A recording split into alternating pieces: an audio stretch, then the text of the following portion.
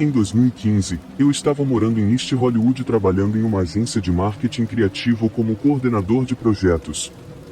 A pressão de sustentar meu filho de 1 ano e sua mãe, combinada com as longas horas e viagens do meu trabalho, começou a me consumir.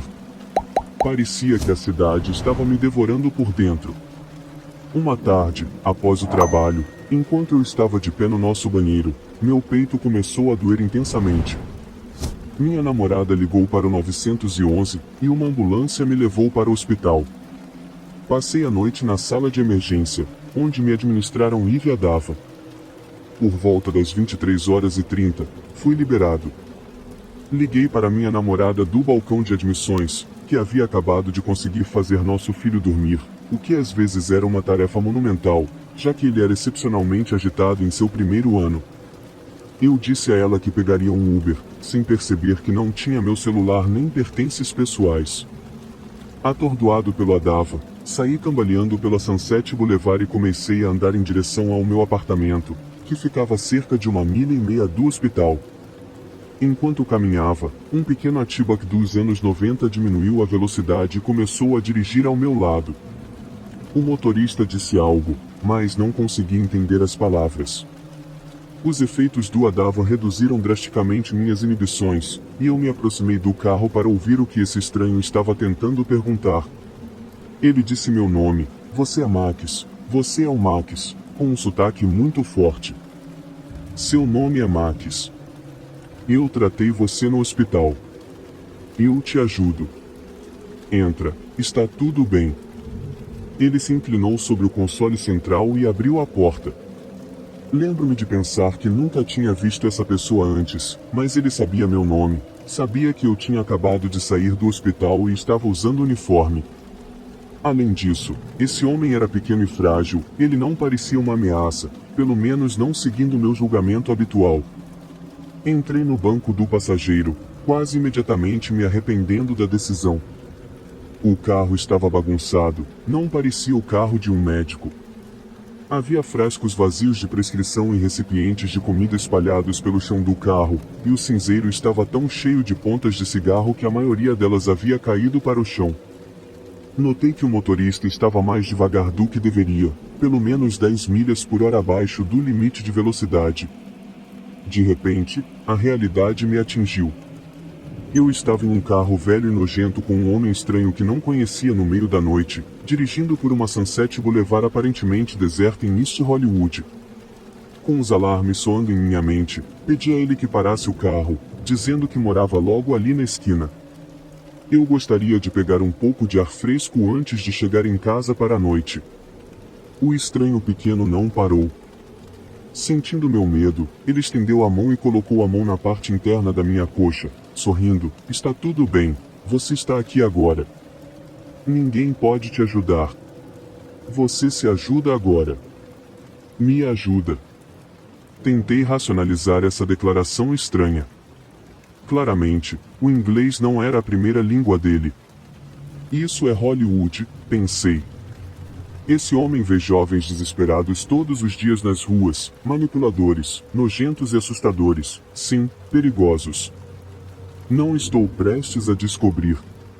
Nesse momento, o Adava não era páreo para meu medo e adrenalina. Por instinto, agarrei sua cintura e o joguei para trás. Eu não sou um tolo. Você me toca de novo, eu te toco. Pare o carro agora. Conforme o carro começava a diminuir a velocidade, pensei em pular para fora. Devo ter tido os dedos envoltos na maçaneta da porta, porque naquele momento percebi que a porta não se abria. Quando estava prestes a virar e exigir novamente que me deixasse sair do carro desse homem, percebi que algo estava seriamente errado. Ao virar a cabeça para olhar para ele, parecia que eu estava vivendo um déjà vu, como se já tivesse virado a cabeça, mas estava em algum tipo de loop temporal.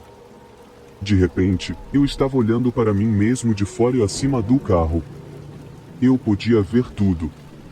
Eu estava completamente reclinado no banco do passageiro desse carro enquanto voávamos pela Sunset, olhos bem abertos com pupilas do tamanho de bolas de gude. Foi a coisa mais assustadora que já experimentei na vida. Não sei se o que eu estava vendo era real ou imaginação, mas meu sequestrador tinha uma mão no volante e a outra parecia estar revirando meu bolso esquerdo, como se estivesse procurando freneticamente por algo.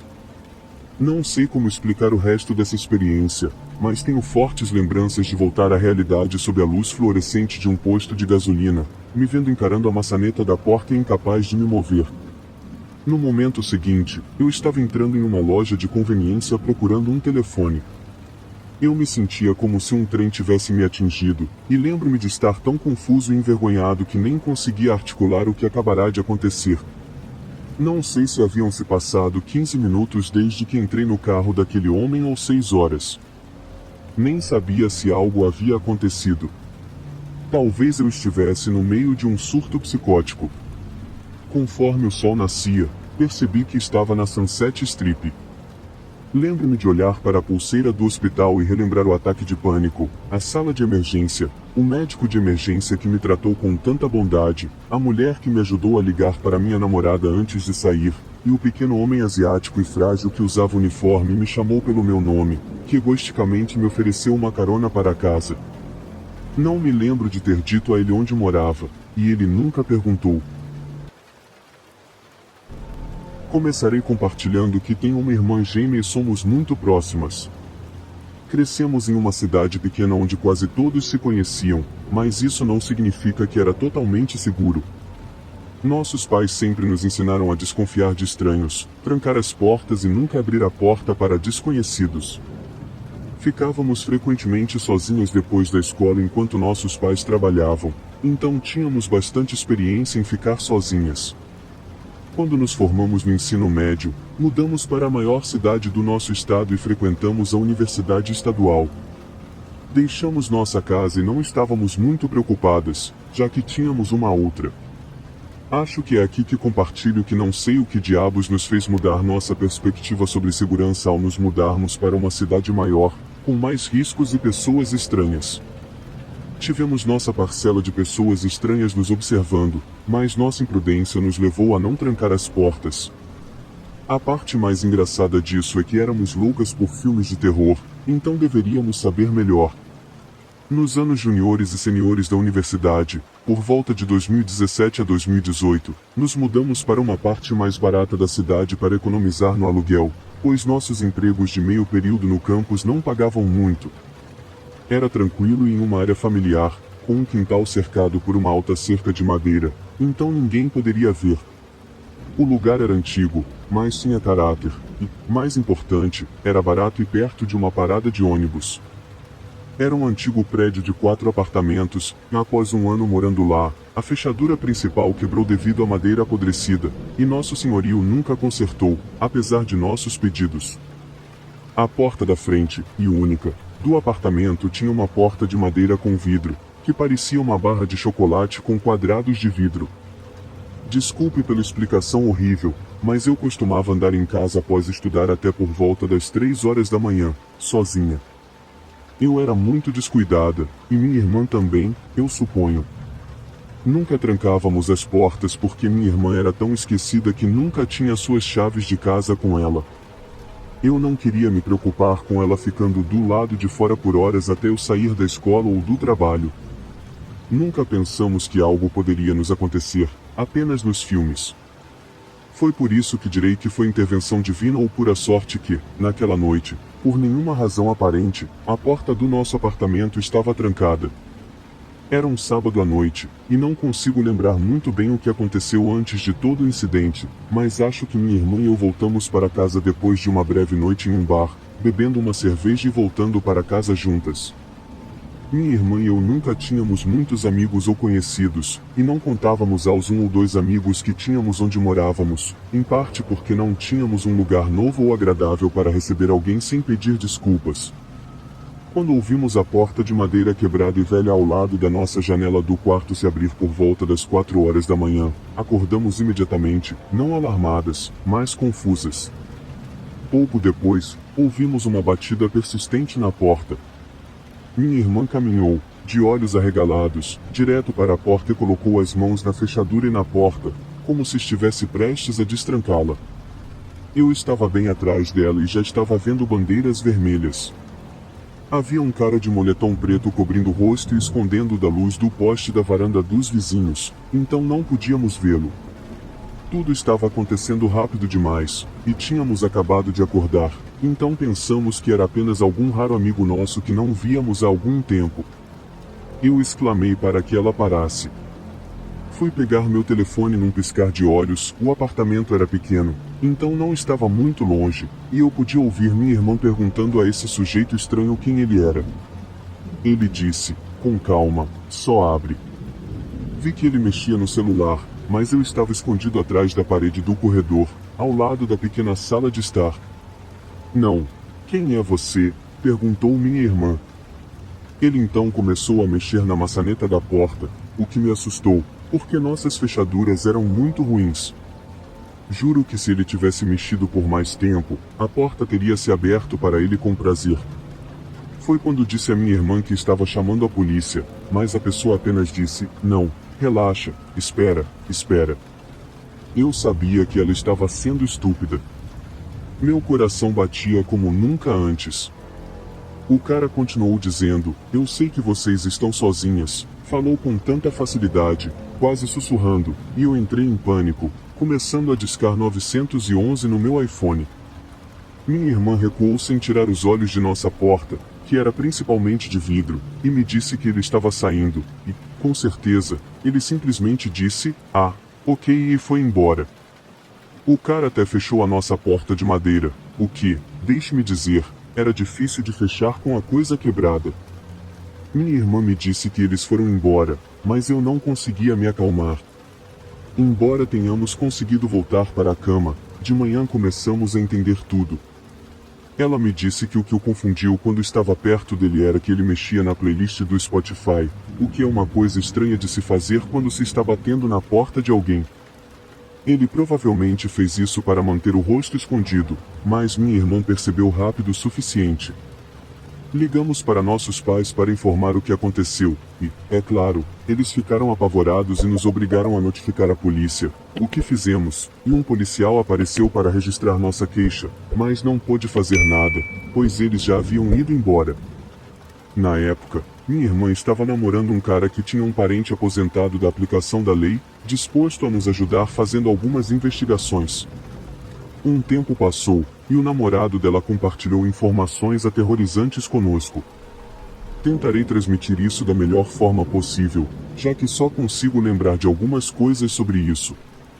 O namorado da minha irmã tinha um bico como segurança em um bar universitário e conversou com outros seguranças que lhe disseram que tiveram ocorrências naquele dia de uma pessoa estranha e encapuzada seguindo jovens nas boates e recebendo reclamações delas. Provavelmente foi assim que eles nos avistaram. Deus sabe por que não agiram quando voltamos para casa no escuro. O parente aposentado conseguiu fornecer apenas um pouco de informação, pois isso não era um caso oficial e ele poderia ter problemas por fazer esse tipo de interrogatório ou pesquisa sem um mandado ou algum tipo de processo legal.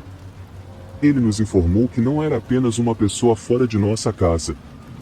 Eu sei que ele fez alguma pesquisa porque o amigo da minha irmã nos disse que a irmã dele, que gerenciava uma cafeteria na área, teve uma pessoa entrando e perguntando sobre indivíduos específicos e se foram vistos na área. Ele saiu assim que ela ameaçou chamar a polícia. As câmeras de rua indicaram que havia outras duas pessoas, além daquela que mexia na maçaneta da nossa porta. Elas estavam esperando do lado de fora do portão, ao lado da nossa janela do quarto, provavelmente pretendendo pular assim que abríssemos a porta. Não sei qual era o meio de transporte deles, mas tenho certeza de que tinham algo grande o suficiente para transportar cativos. Ele nunca nos disse os nomes dessas pessoas, apenas mencionando que estavam sob suspeita de tráfico de mulheres. Não sei o que nos possuiu para trancar as portas naquela noite. Se tivesse sido deixada destrancada, o homem poderia ter entrado facilmente e nos levado. Inútil dizer que agora somos muito cautelosas em trancar tudo à noite, e sou muito grata por as coisas terem acontecido como aconteceram, em vez da alternativa. Por favor, tenham cuidado ao trancar suas portas e ao andar sozinhos à noite. Essas situações podem ser muito reais e é crucial manter-se seguro. Gostaria de compartilhar minha experiência mais recente sobre pessoas que você nunca quer encontrar novamente na vida. Para aqueles que se lembram da história do olho espiador no Reddit, sobre a pessoa que ficava encarando minha casa pelo olho mágico, esta é uma experiência semelhante. Mas, antes de tudo, moro com meu noivo em um prédio de apartamentos no 6º andar. Para maior precisão, vou repetir o layout do meu andar. Existem 4 apartamentos em cada andar, divididos em 2 pares. Cada par compartilha uma bolha, que é basicamente uma porta de metal que protege os 2 apartamentos. Agora que o layout está claro, gostaria de mencionar que sou protetor de gatos. Resgato gatos de rua e os coloco para adoção. Na semana passada, levei minha gatinha Léa ao veterinário para seu procedimento de desverminação. Saí do elevador e havia cerca de mais 10 degraus até a entrada do nosso prédio. Essa entrada é protegida por uma porta de metal na metade inferior e vidro na metade superior, sem proteção adicional. Basicamente, qualquer pessoa bêbada ou zangada poderia quebrar a janela e entrar sem problemas. Ao sair do elevador e me aproximar da porta principal, notei um homem bastante jovem usando um moletom branco, boné preto e um par de óculos de sol pretos na cabeça. O detalhe mais importante era o olho direito dele, que estava inchado e roxo, como se tivesse levado um soco no olho. Esse cara estava em pé na frente da porta, e a parte superior do corpo dele estava virada na minha direção. Pensei comigo mesma, talvez ele esteja procurando suas chaves ou esperando alguém sair, por isso está parado ali. Abri a porta e dei 2 passos para fora. Nesse momento, o cara iniciou a conversa comigo, perguntando: "Você tem fogo, isqueiro?" Respondi educadamente: "Desculpe, mas eu não fumo", e tentei continuar com minhas tarefas.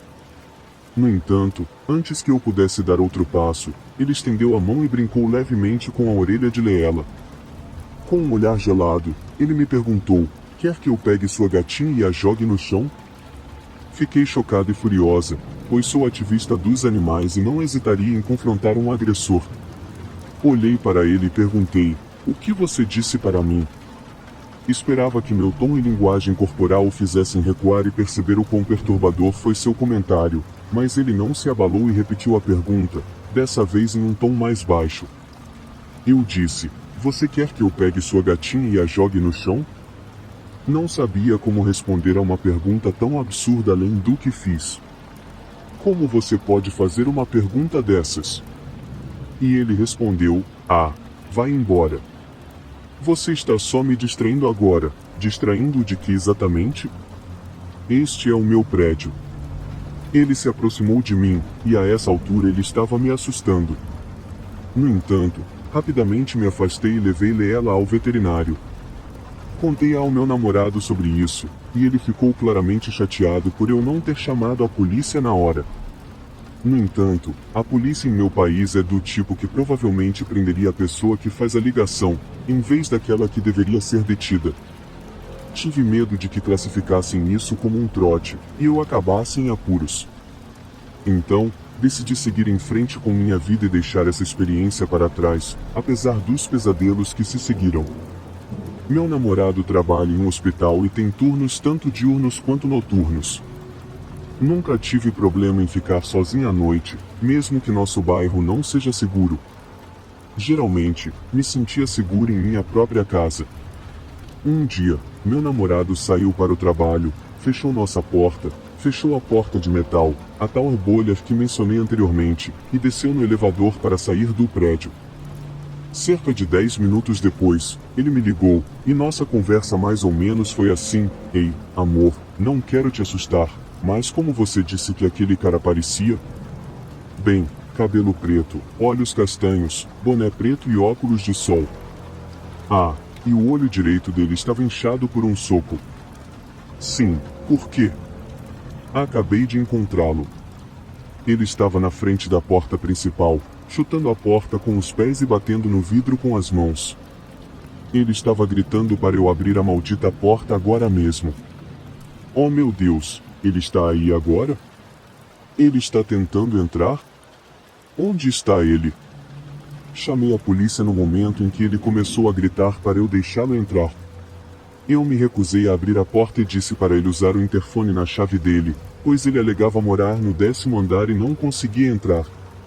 O que aconteceu depois que você chamou os policiais? Ele fugiu imediatamente quando me viu tirar o telefone. Dei a descrição para os policiais e fui trabalhar.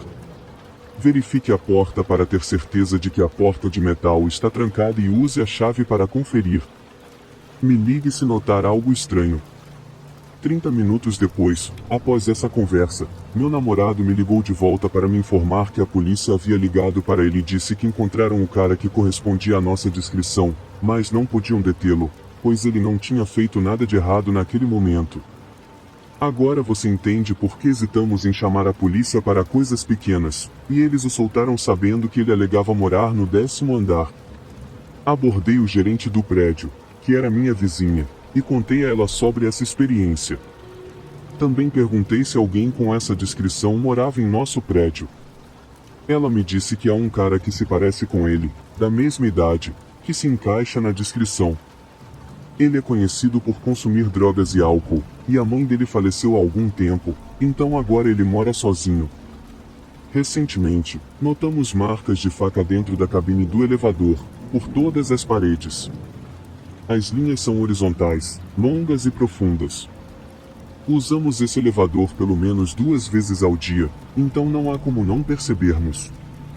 Comecei a ter pesadelos e a acordar no meio da noite com sons vindos da porta.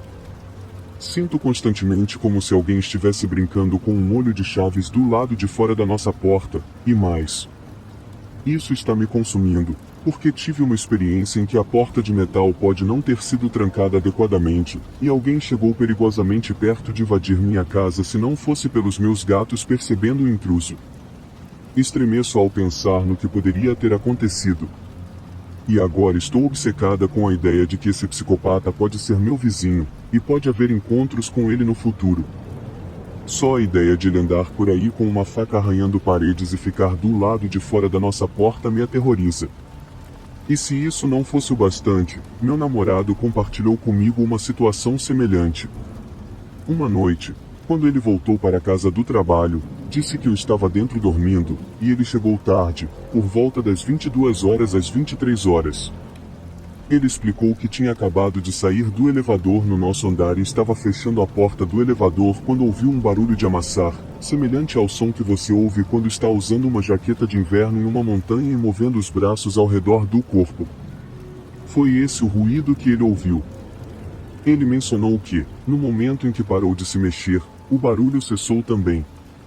Ele sentiu como se tivesse saído exatamente quando alguém estava subindo as escadas para o próximo andar. No entanto, quando ficou imóvel, essa pessoa também parou. Então, meu namorado esperou e esperou, tentando replicar o som, mas sem sucesso. Ele me disse que esperou cerca de 10 minutos até que, do nada, de algum lugar próximo ao meio daquela primeira escada, um homem desceu, não subiu, como ele ouviu inicialmente, passou por ele e seguiu para os andares inferiores. Não houve palavras trocadas. Meu namorado não conseguiu ver claramente o rosto do homem, e tudo isso ocorreu depois que ele esperou cerca de 10 minutos, incerto do que estava acontecendo. Naturalmente, agora estou preocupada que alguém possa estar nos vigiando ou observando os apartamentos para determinar quem não está em casa. Quero garantir a todos que meu confiável bastão de beisebol da história do óleo espiador ainda está comigo, e não hesitarei em defender minha casa se ela for invadida. Sou um homem transgênero de 30 anos, na época desse evento, quando tinha 19 anos, eu era um jovem tímido e lésbico. Imediatamente após a formatura, me vi lançado ao mundo, pois havia perdido meu emprego no McDonald's devido a uma inundação massiva que afetou muitos negócios na minha região. Eu tinha uma namorada que morava a 30 minutos de distância e precisava de dinheiro para gasolina, então aceitei um emprego oferecido por um amigo da família em um posto de gasolina 24 horas na cidade vizinha à minha. O turno para o qual fui contratado era das 23 horas às 7 horas, e eu nunca havia trabalhado durante a noite antes. No entanto, achei que seria legal ter pouco ou nenhum estresse, exceto garantir que o café estivesse pronto às 4 horas para os clientes regulares da manhã. Fui obrigado a treinar no turno diurno nas primeiras semanas para me adaptar às operações. Ao longo dessas semanas, aprendi muitos detalhes sobre o que acontece durante o turno da noite e também sobre as pessoas que ficavam por lá por horas, e eram muitas. Uma mulher em particular, Melinda, vinha todas as manhãs antes e depois de deixar os filhos na escola. Às vezes, ela realmente comprava nosso almoço por volta do meio-dia e, à noite, quando o marido dela estava em casa, ela ficava por horas. Considerando que ela morava a algumas ruas de distância, ela era simpática e comecei a gostar de suas visitas. Todos nós nos dávamos bem na loja, era um ambiente divertido na maior parte do tempo. Finalmente, chegou a hora de eu trabalhar no turno da noite, e minha gerente estava comigo há algumas noites. Eu estava ocupando o lugar dela no turno da noite porque ela não conseguia mais fazê-lo. Ela era legal, e admito que tinha uma queda por ela, então não me importava passar a noite com ela. Descobri que, quando ela trabalhava à noite, Melinda passava a noite toda lá. Já estava trabalhando sozinho no turno da noite por algumas semanas, e alguns desses turnos noturnos se estendiam até o dia quando estávamos com pouca equipe, mas, novamente, eu precisava do dinheiro de qualquer maneira. Uma noite, enquanto fazia minhas tarefas de limpar os rolos de cachorro-quente, preparar filtros de café para o movimento e lavar a loja inteira, ouvi o som da campainha da porta e olhei para o relógio. Vi que eram 2 horas, o que era estranho, porque geralmente não entrava ninguém na loja até as 4 horas consistentemente. Eu fiquei um pouco chateado porque acabará de limpar o chão, mas fui ver quem era. No momento em que saí, o movimento no espelho suspenso, que estava lá para impedir furtos, chamou minha atenção. Havia um homem no balcão fazendo algo com a máquina de ordens de pagamento e, ao olhar novamente, vi que ele tinha uma faca. Ele estava cortando os fios, sem motivo aparente, e enquanto cortava, ouvi ele murmurando onde está Bonca repetidamente. Eu sabia que poderia voltar para pegar o telefone no escritório, mas não queria que ele me ouvisse.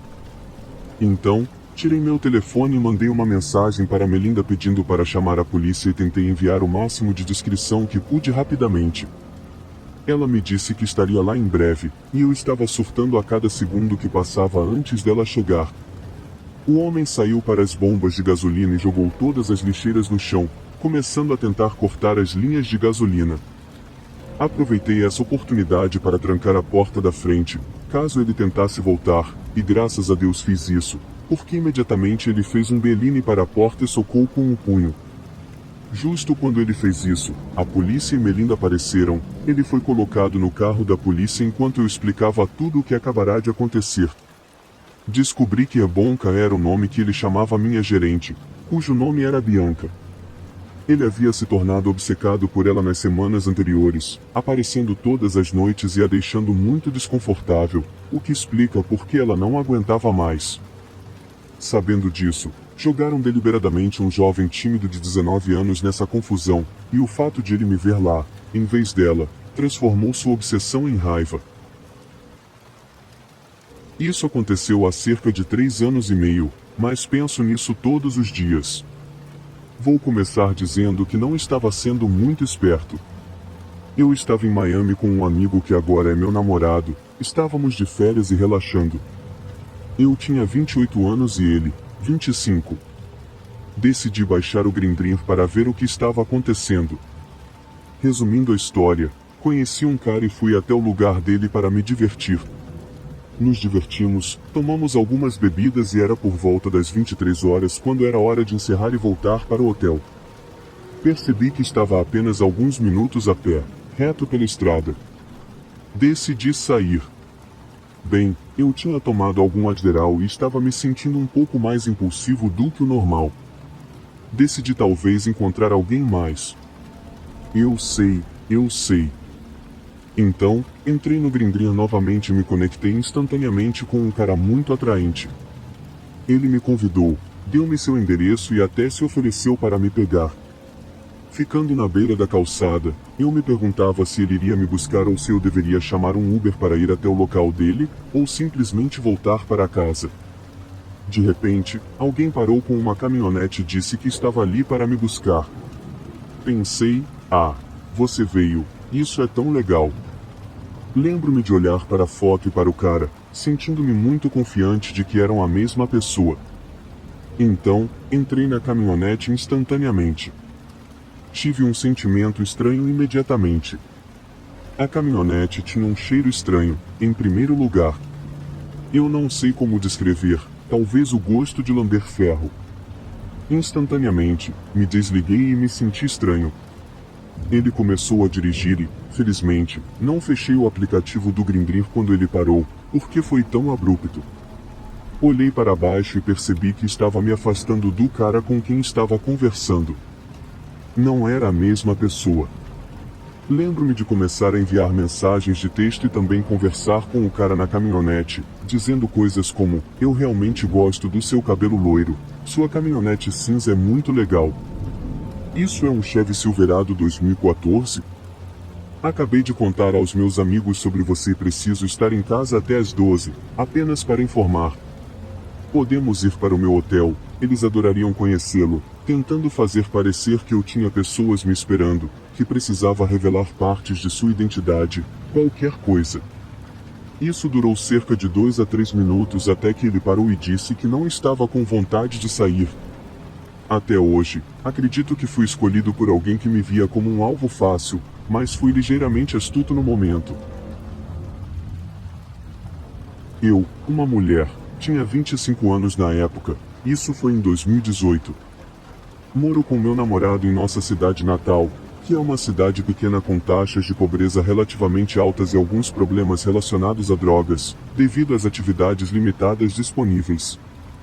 Meu namorado, agora marido, estava na casa de um amigo.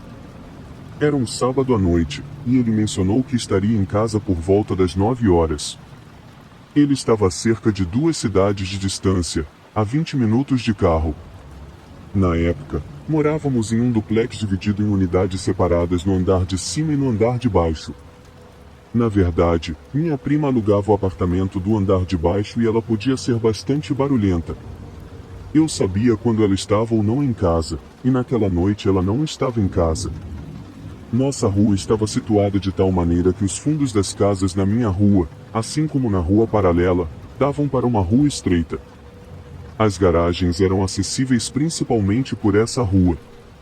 A unidade do andar de baixo tinha uma varanda da frente com uma porta e uma porta lateral. Nossa unidade do andar de cima tinha a porta traseira no topo de uma escada externa de madeira. Enfim, eu estava em casa sozinha assistindo TV quando de repente ouvi alguém subindo as escadas e batendo na porta. Eram apenas 8 horas e 30 minutos, então não seria incomum para meu namorado chegar mais cedo.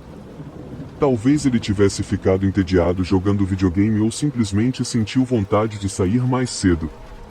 Normalmente, eu destrancava a porta para ele quando ele chegava, em vez de ele usar as chaves, porque estava escuro e poderia ser um incômodo. Então, levantei-me e abri a porta, esperando ver meu namorado, mas era alguém completamente diferente. Estava parado lá um homem magro, com jeans grandes e um moletom. Ele tinha apenas cerca de 4 dentes e balançava para frente e para trás. Fiquei chocada porque tinha certeza de que era meu namorado. O homem à porta me perguntou se podia usar meu telefone. Atrás dele, descendo as escadas na rua, percebi um SUV grande, tipo Ford Explorer, parado com alguém no banco do motorista. Entrei em pânico e disse sim, espere, então fechei rapidamente e tranquei a porta. Acho que fiquei mais chocada pelo fato de ser um estranho à minha porta do que pela ausência do meu namorado. Me escondi para que ele não pudesse me ver através da janela da porta da frente e fiquei congelada de medo. Algo dentro de mim dizia que isso não estava certo. Depois de alguns minutos, ouvi ele começar a descer as escadas. Cautelosamente, fui até a porta e vi o carro indo embora pela rua.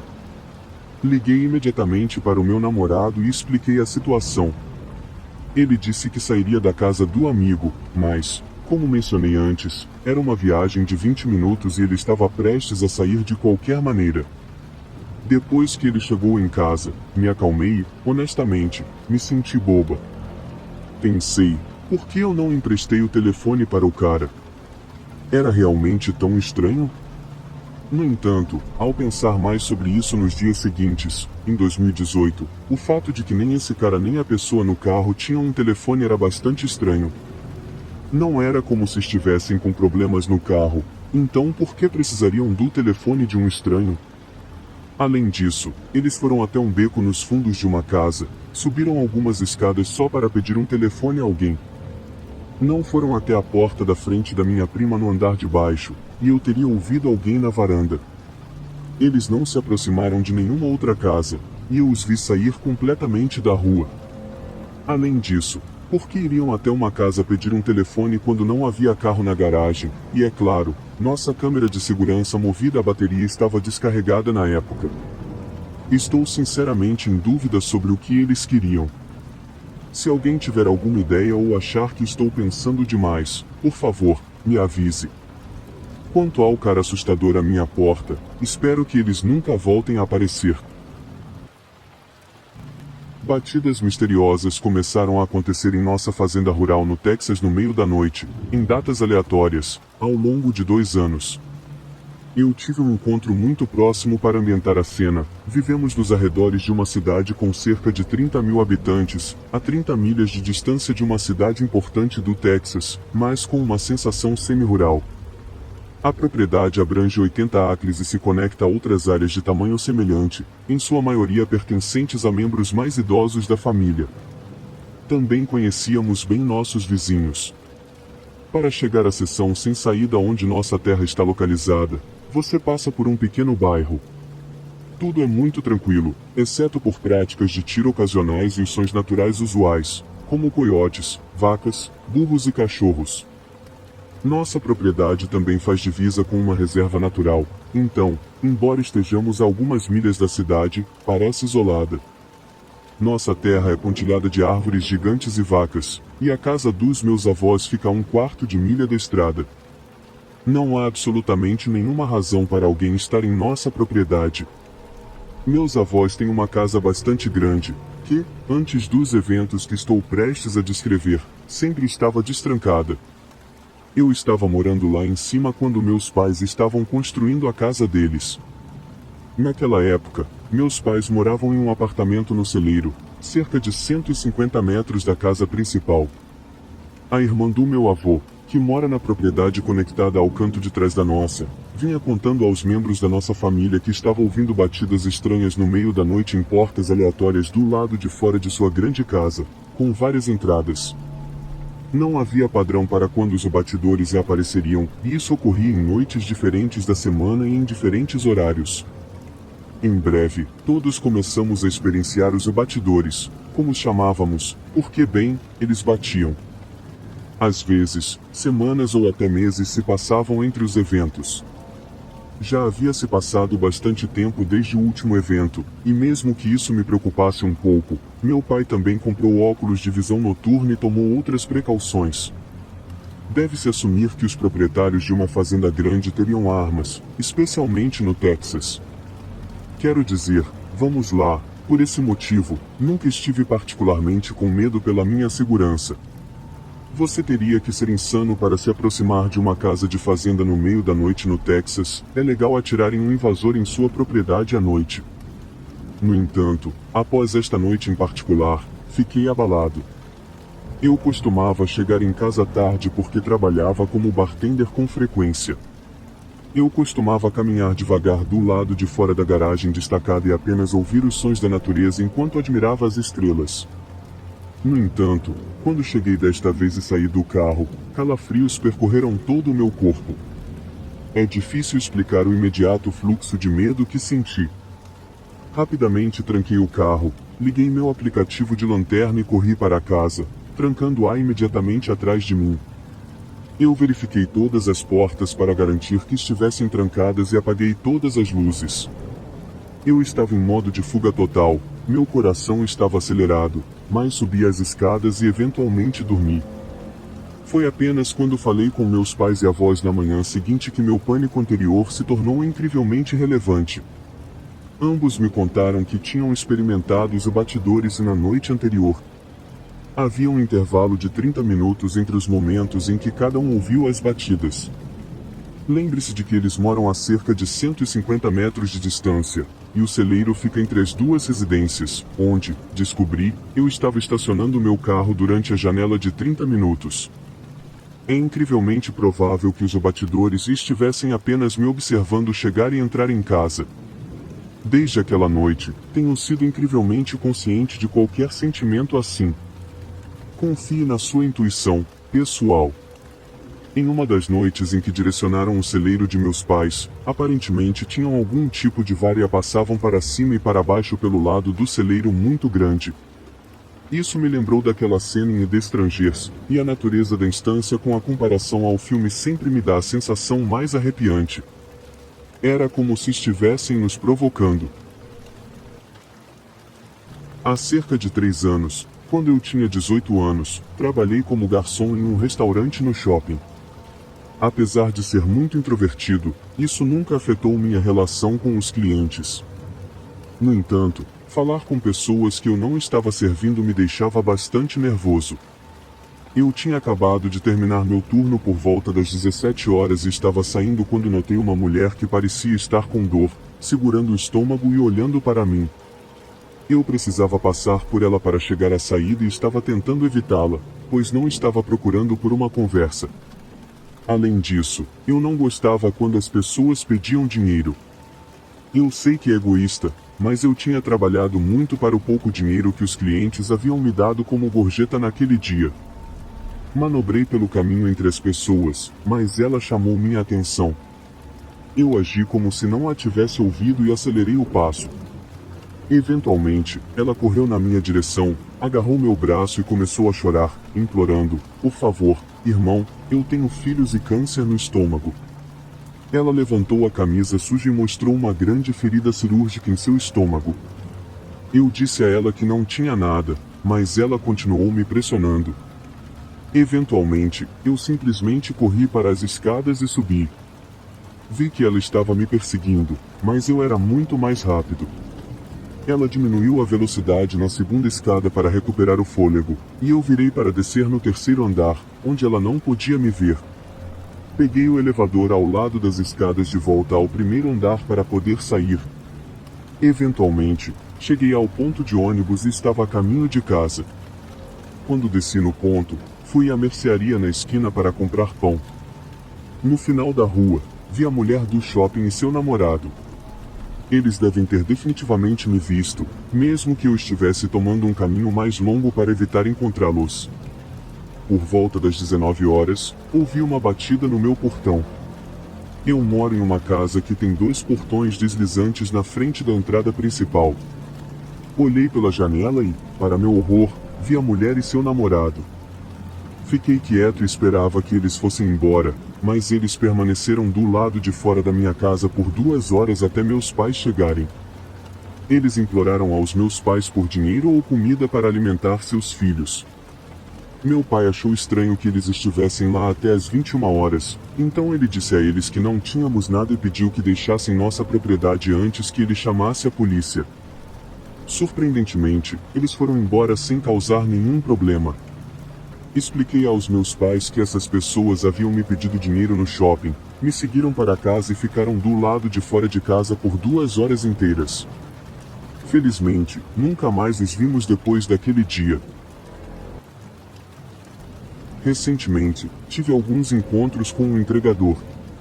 O primeiro foi quando ele me perguntou: "Você é?" e então disse meu nome completo, junto com meu endereço anterior. "Você se mudou, né?" Enquanto dizia isso, ele exibia um sorriso realmente estranho. Eu pensei que ele fosse apenas um entregador tentando puxar assunto, então o ignorei. Moro sozinho, então achei que estava apenas exagerando, ficando assustado à toa. Depois, percebi que ele era meu vizinho no meu endereço anterior. Ele iniciou uma conversa, dizendo que conhece um dos meus amigos. Como não gosto de conversar com estranhos, não falei com ele por muito tempo, mas isso ficou na minha cabeça porque me senti desconfortável com ele, como se ele fosse perigoso.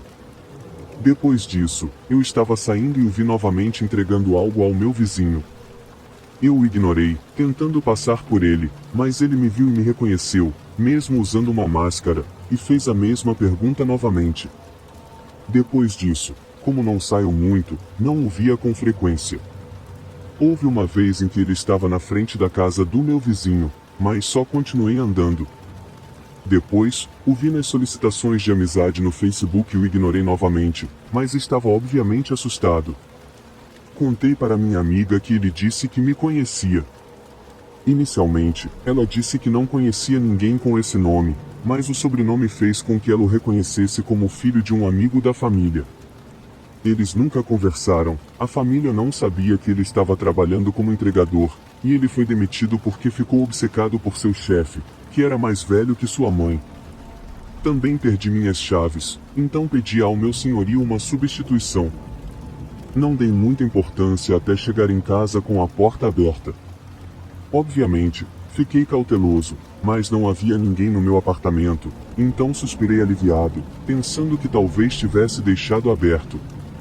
Trabalho no turno da noite, então às vezes minha mente está totalmente distraída. Agora, pensando nisso, percebo que ignorei muitas coisas. Estou pensando em instalar câmeras de segurança na frente do meu apartamento, mas ainda estou com medo, porque ele conhece meu endereço. Atualização: minha amiga disse para denunciá-lo à polícia, mas estou com medo de que o soltem e ele descubra, buscando vingança. Ela também disse que ele pode estar usando drogas, conforme contado por sua família, já que ele está agindo de maneira suspeita. Por enquanto, a única coisa que posso fazer é trocar as fechaduras e instalar uma câmera na frente. Deseje-me sorte.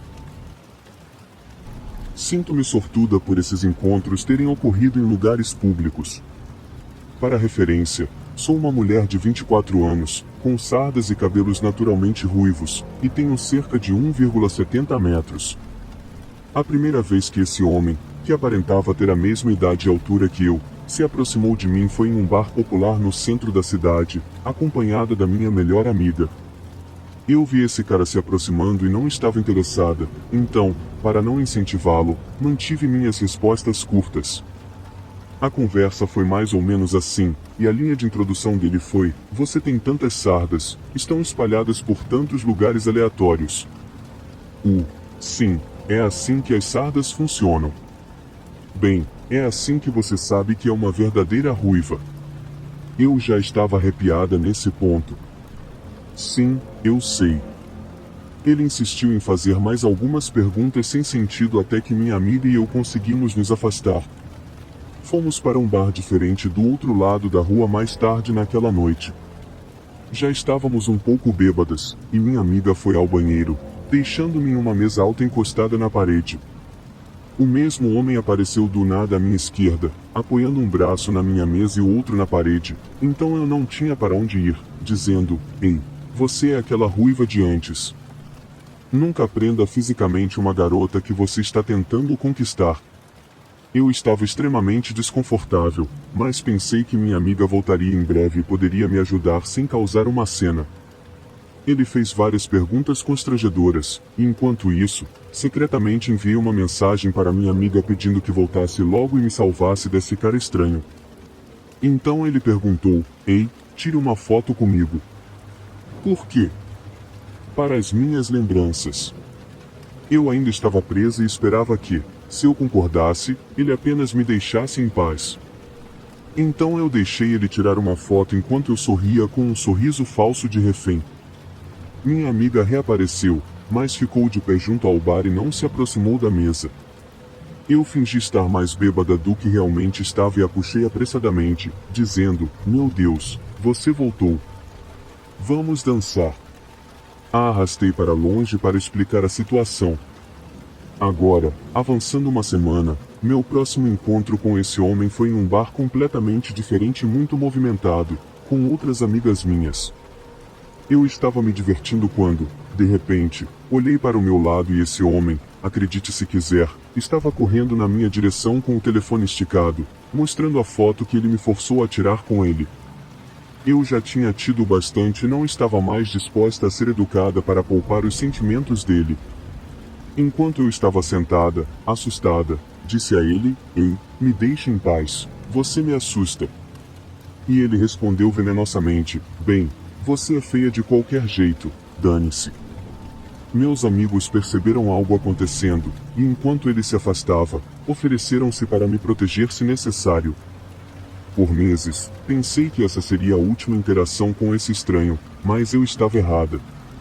Levei como um aviso, um exemplo de como o comportamento dos homens pode mudar depois de serem rejeitados, e isso foi assustador. 7 meses depois, eu havia esquecido dos encontros anteriores e estava casualmente olhando uma exposição de maquiagem em uma farmácia à noite, após a academia. Eu estava olhando para um produto quando meus instintos começaram a apitar. Alguém estava parado do outro lado da exposição, me encarando. Olhei para cima, e um homem estava a 60 centímetros de distância de mim. Eu ainda não havia percebido, mas era o mesmo homem. Ele me perguntou se a farmácia vendia hidratante labial. É uma farmácia, todo mundo vende hidratante labial.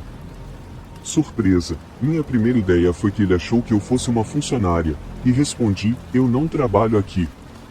Ele sorriu lentamente, manteve o contato visual e disse, ok. Continuamos a fazer compras até que ele voltou à outra prateleira de maquiagem onde eu estava. Ele disse, acho que já nos conhecemos antes. Eu disse a ele que não acreditava que nos conhecíamos, pois realmente não me lembrava dele. No entanto, ele começou a fazer perguntas às quais qualquer garota da minha idade na cidade responderia sim, você já foi ao centro? Sim, todo mundo vai, por quê? Mas todo final de semana? Não, nem todo final de semana, mas no verão passado, com algumas amigas. Neste ponto, eu estava me sentindo muito mal no estômago. Tudo em relação à sua linguagem corporal, comportamento e o que ele estava dizendo parecia estranho, e ele estava encarando. Ele insistiu mais 2 vezes que já tínhamos nos encontrado e não deixava isso de lado. Então sugeri, muitas pessoas me confundem com outras ruivas que já conheceram. Desculpe, eu não me lembro de ter te encontrado. Ele me encarou, e depois de um momento, disse lentamente, não, eu conheço a ruiva com quem falei. Comecei a caminhar até o caixa, e ele me seguiu. Foi então que finalmente cliquei de quem se tratava, e estava com medo. Sua falta de noção social e perguntas estranhas me fizeram ter certeza de que era ele. Mantive a calma até pagar pelos meus itens e sair da loja. Não olhei para trás, mas sabia que ele tinha itens para pagar antes de me seguir. Assim que saí pela porta, corri para o meu carro, entrei, tranquei as portas e fiquei por um momento atordoada, processando o que tinha acontecido.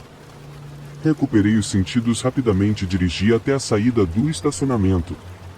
Olhei para trás, e ele estava do lado de fora das portas da farmácia, olhando para os lados no estacionamento escuro atrás de mim. Eu sei que ele viu meu carro saindo do estacionamento, e como era noite, poucas pessoas estavam na farmácia, então estava claro que era eu indo embora. Anotei o carro que ele dirigia e decidi fazer um caminho mais longo para casa para garantir que não estava sendo seguida. Esse caminho passava por um bairro rico no extremo leste da cidade, então não havia nada naquela direção além de casas de alto padrão. Eu contornei uma rotatória nesse bairro e vi um carro que combinava com o dele seguindo reto. Não havia como saber se era ele, mas foi assustador. Um par de fins de semana depois, foi meu último encontro.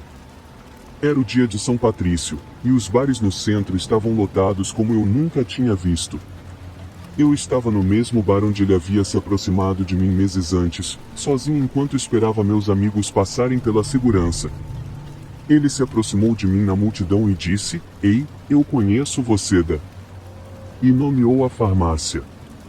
Tive que dizer a ele várias vezes para me deixar em paz, e ele continuava perguntando, você tem namorado?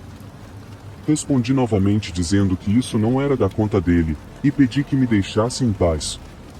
É interessante como alguns homens parecem levar a sério um não apenas quando vindo de outro homem e não quando é claro e diretamente expresso pela mulher. Até hoje, 7 meses depois, foi a última vez que o vi. Tenho sorte de que esses encontros foram em locais públicos, poderiam facilmente ter se tornado violentos. Escrevi isso na esperança de mostrar a outras mulheres que ser assertiva e, às vezes, UD é totalmente aceitável e necessário para se proteger. Alguns homens não aceitam um não facilmente, e até hoje me intriga porque ele se esforçou tanto para fazer com que eu me lembrasse dele depois de me chamar de feia. Isso aconteceu há anos, quando eu era uma adolescente ingênua. Sou uma garota que amava andar sozinha pela cidade após o anoitecer. Isso ocorreu no leste europeu. Para contextualizar, era uma cidade com um sistema de bonde. Em uma noite, eu estava sentado em uma estação de bonde, aguardando o último bonde para casa. 3 bondes pararam nesta estação, 2 dos quais iam para onde eu estava indo. Essa informação é importante para mais tarde. Eram cerca de 22 horas, e enquanto eu estava lá, perdido em pensamentos, mal percebi um homem caminhando silenciosamente em minha direção e ficando ao lado do abrigo. A princípio, não pensei nada disso, apenas alguém mais esperando pelo bonde. No entanto, comecei a me sentir estranha. As ruas estavam silenciosas e escuras, sem mais ninguém à vista, apenas eu e o céu. Comecei a me perguntar por que ele escolheu ficar tão perto de mim, quando havia tanto espaço para evitar lidar com pessoas. Eu não conseguia compreender alguém querendo socializar tão tarde da noite, considerando que eu mesma não era muito sociável. Então, olhei para ele, tentando não pensar demais. Era um homem careca, com olhos pequenos e profundos, alto e construído como um urso, com uma barriga grande, braços e pernas robustos. Eu tinha 1,52 metros e era magra, mas isso não foi o que me assustou. Foi o fato de que ele simplesmente ficava me encarando, sem piscar, sem expressão, sem tentar desviar o olhar ou agir constrangido. Não, esse cara queria me deixar desconfortável. Instantaneamente, me senti fraca e trêmula, com calafrios gelados percorrendo minha espinha. Isso não era normal. Percebi rapidamente que não estava em uma situação boa. Não podia perder o último bonde, e andar para casa estava fora de cogitação. Meu telefone estava quase sem bateria. Eu era uma garota tímida e não tinha o que era necessário para afastar esse cara, eu sabia disso, mas precisava pelo menos tentar. Só consegui articular um pequeno oi, fazendo o meu melhor para assustá-lo do que quer que estivesse pensando. Mas minha tentativa falhou diante da sua ameaçadora aura silenciosa. Ele continuou me encarando, sem sinal de intenção de responder, estava aproveitando a sensação de pânico que crescia dentro de mim. Eu disse a mim mesma para ficar calma e pensar racionalmente.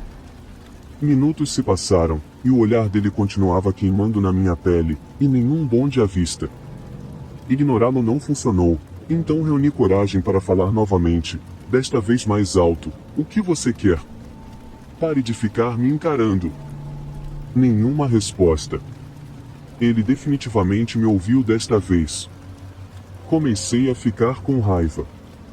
Não queria mais deixar esse cara me perturbar, e não queria continuar dando a ele a satisfação de me ver nervosa, fingindo que seu comportamento não me incomodava. Respirei fundo e me forcei a começar a pensar. Sabia o que não podia fazer, não podia enfrentá-lo se ele tomasse uma atitude. Não havia nada que eu pudesse dizer ou fazer para fazê-lo parar. Não sabia quais eram suas intenções, mas sabia que não eram boas. Se eu tentasse ir embora, ele provavelmente me seguiria. Poderia correr, mas ele provavelmente me alcançaria antes de eu conseguir cansá-lo, já que suas pernas eram muito mais longas que as minhas. Mesmo que eu conseguisse de alguma forma perdê-lo, andar para casa por becos escuros, passando por usuários de drogas e todos os moradores de rua que estavam sempre rondando, poderia me colocar em uma situação ainda pior. Poderia fingir ligar para alguém, mas ele poderia se sentir compelido a agir muito mais cedo se se sentisse ameaçado. Então, o que fazer? A única coisa que eu poderia realisticamente tentar fazer era tentar superá-lo de alguma forma.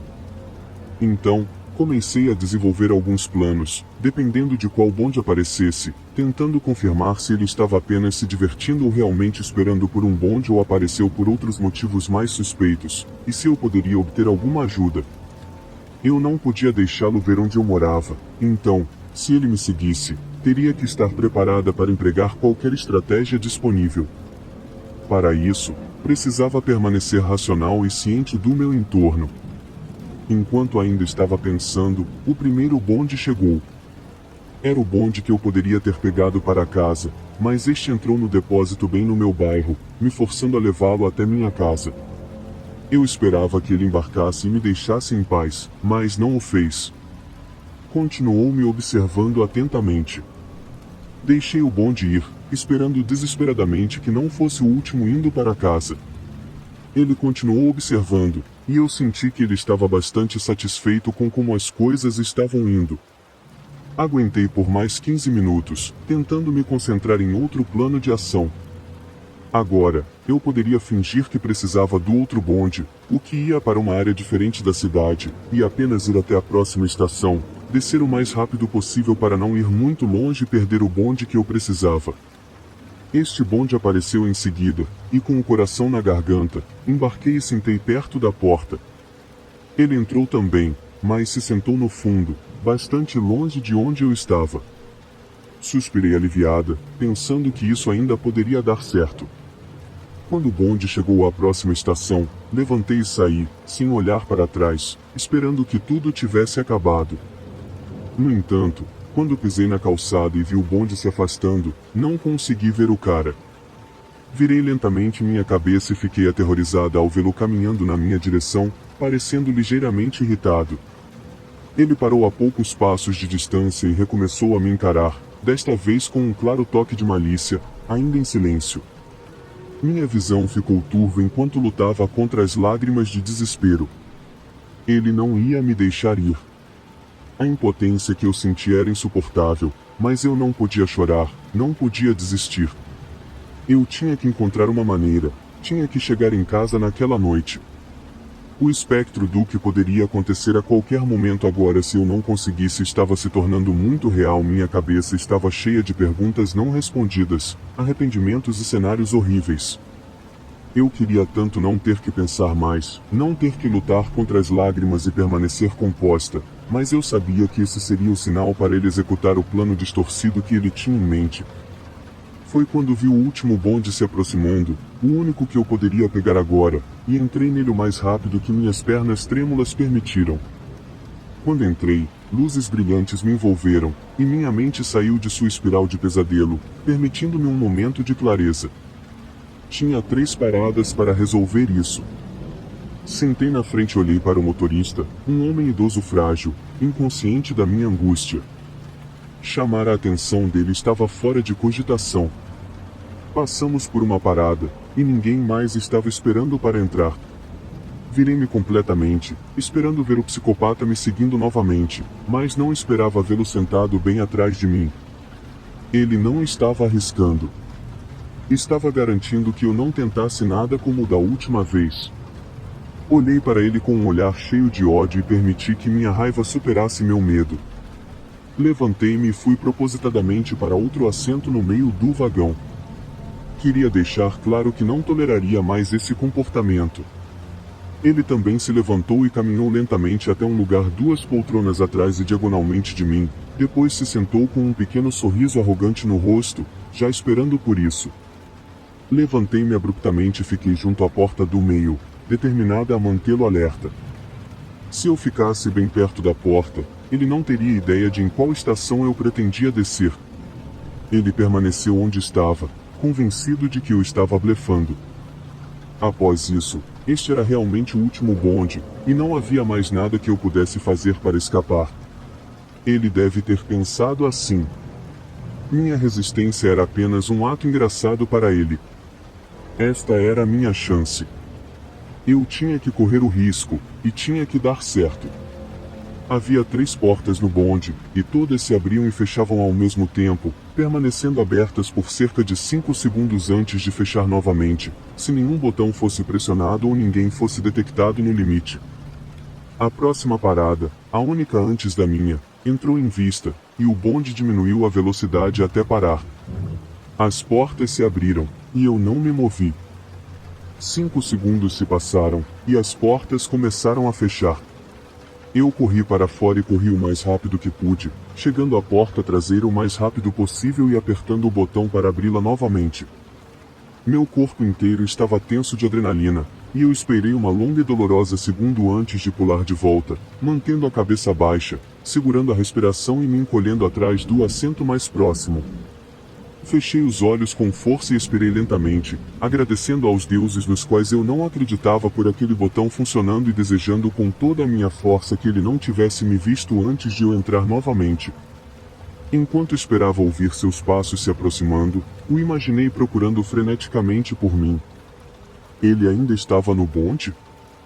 Seu rosto torcido de raiva, sua cabeça girando como um gato feio e gordo, ou ele estava recuperando o fôlego no pavimento da última estação, olhos loucos procurando na escuridão por mim, enquanto o bonde continuava sua viagem barulhenta, batendo e rangendo em sincronia com as batidas do meu coração. Ousei sorrir para mim mesma, imaginando sua expressão quando percebeu que tinha cometido um erro. Com a mão no peito, fiz o melhor para olhar furtivamente ao redor do canto e não vi ninguém olhando de volta. Levantei-me animada e me joguei na janela enevoada. Lá estava ele, de pé sozinho e inofensivo naquela estação lentamente desaparecendo de vista, me vendo deixá-lo para trás em seus planos vilões. Dar o dedo do meio para alguém nunca foi tão bom. Crescendo, aprendi que minha cidade natal teve 3 grandes escândalos em sua história. O primeiro aconteceu muito antes de eu nascer, quando um advogado se revelou ter desviado o fundo de pensão de seu sócio por quase 20 anos. O sócio foi até a casa do ladrão e disparou uma metralhadora. Sim, você ouviu certo, uma metralhadora real na frente de sua casa. O ladrão nem estava em casa na época, mas seu carro e casa ficaram todos destruídos, e sua esposa levou um tiro no quadril. Ambos acabaram indo para a prisão, um por desvio de fundos e outro por tentativa de assassinato. O segundo escândalo envolveu um pastor na casa dos 50 anos fugindo com uma estudante do ensino médio. Rumores diziam que ela estava grávida, e eu acho que nunca mais ouvimos falar deles. Mas é esse terceiro escândalo que é, de longe, o pior dos 3. Então, lá pelos anos 90, quando eu ainda estava na escola primária, uma mulher recebeu uma ligação às 3 horas da manhã de sua filha adulta.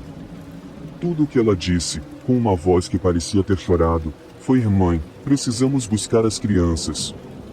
Eu te amo", e então desligou. Obviamente, a mãe da mulher estava aterrorizada por ela e seus netos, então ela correu para a casa deles e começou a bater na porta da frente. As luzes estavam acesas, mas ninguém veio abrir a porta. Depois de descobrir que todas as portas estavam trancadas, a avó chamou a polícia. A polícia chegou, arrombou a entrada e encontrou os 2 netos trancados em seu quarto, dormindo profundamente, totalmente alheios ao que estava acontecendo. Os policiais os tiraram de lá e levaram para a avó. Em seguida, entraram novamente para dar uma olhada. Alguns minutos depois, saíram com expressão pálida, olhos arregalados e tudo mais, e disseram à avó para levar as crianças de volta para a casa dela pelo resto da noite, pois a casa estava prestes a se tornar uma cena de crime importante. Ouvi dizer que a avó sabia naquele momento que sua filha tinha feito algo terrível, mas ela não tinha ideia do que era até os policiais juntarem todas as peças. Quando fizeram e viram que era apropriado contar a ela o que realmente havia acontecido, não tenho certeza se ela poderia imaginar quão aterrorizante era a verdade. O genro da avó ensinava educação especial na escola secundária local, uma espécie de pilar da comunidade. Bem, acontece que ele não era tão íntegro quanto as pessoas pensavam. Um dia, a filha da avó estava mexendo nas coisas do marido por algum motivo quando encontrou um celular que ela não reconhecia. Ou não tinha código PIN, o que parece improvável, ou a esposa conseguiu adivinhar, pois ela acessa o telefone, encontra as mensagens de texto e começa a ler essas conversas com números salvos em nomes de garotas. Ela percebe que o marido está tendo vários casos amorosos e decide ligar para as garotas do telefone, presumivelmente para xingá-las e também o marido. Quando elas atendem, a esposa fala com as garotas, percebe, pelo som de suas vozes, que ambas são meninas menores de idade na classe de educação especial que esse cara ensina. Você pensaria que a esposa ligaria para a polícia, então para o marido, nessa ordem, talvez até mesmo para o marido primeiro, apenas para deixá-lo saber que ele é um lixo antes de ligar para o 911 ou algo assim, mas não fez isso. Em vez disso, ela devolveu o telefone, colocou um sorriso feliz e fingiu que tudo estava normal pelo resto do dia. Ela deixou o marido ir dormir pensando que seu segredo estava seguro e, em seguida, subiu, trancou seus 2 filhos no quarto e esfaqueou o marido enquanto ele dormia com uma faca de cozinha. A polícia achou que o primeiro golpe poderia ter sido tão decisivo quanto foi mortal, já que o marido nunca acordou ou tentou sair da cama. Ela simplesmente o esquartejou onde ele estava deitado, e então se enforcou com uma das gravatas dele no armário, depois de ligar para a mãe. Acho que ela não conseguia viver com a ideia de seus filhos saberem que ela matou o pai deles. Em vez de ter que explicar a eles que ela matou o pai deles porque ele era um monstro, ela decidiu apenas encerrar as coisas mais cedo. A avó acabou pegando seus netos e se mudando para outro estado, e ninguém sabe como ela contou aos meninos o que aconteceu ou se ela realmente o fez.